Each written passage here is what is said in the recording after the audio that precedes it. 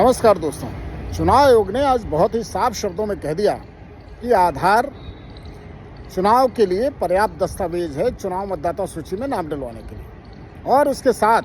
पानी का बिल, बिजली का बिल और इस तरह के और बिल जो भी हैं, पासबुक है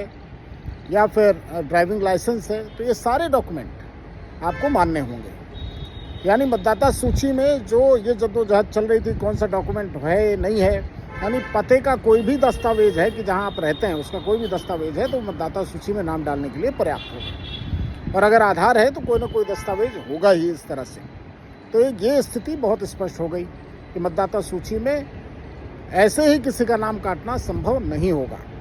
दूसरी जो बहुत महत्वपूर्ण चीज़ सुप्रीम कोर्ट ने कही है वो राजनीतिक दलों के लिए, कि आपके जो BLOs हैं उनको एक्टिवली इन्वॉल्व करना होगा इस प्रोसेस में कि मतदाताओं के नाम डलवाने में और आपत्ति दर्ज करवाने में मदद करें। सुप्रीम कोर्ट ने यह स्पष्ट रूप से पक्षकार बनाने को कह दिया राजनीतिक दलों को कि आप इसमें पार्टी हैं और आपको इंश्योर करना होगा कि मतदाताओं का नाम अगर गलत है तो उस पर आपत्ति दर्ज कराई जाए, और अगर नाम काटे गए हैं तो उनको जुड़वाने में उनको मदद करें। तो जो आरोप प्रत्यारोप लग रहे थे चुनाव आयोग के द्वारा और इधर से राजनीतिक दलों के द्वारा, इन सब से आगे निकलते हुए चुनाव आयोग ने बड़ी लकीर खींच दी और बहुत स्थिति स्पष्ट कर दी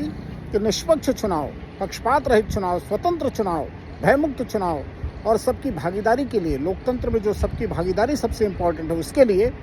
एक तो डॉक्यूमेंट को लेकर स्थिति स्पष्ट कर दी और पार्टिसिपेशन को लेकर के स्थिति स्पष्ट कर दी। अब गेंद निर्वाचन आयोग और राजनीतिक दलों के पाले में है कि वो कितना एक्टिवली इन्वॉल्व होकर के इस प्रोसेस को स्मूथली आगे बढ़ाते हैं।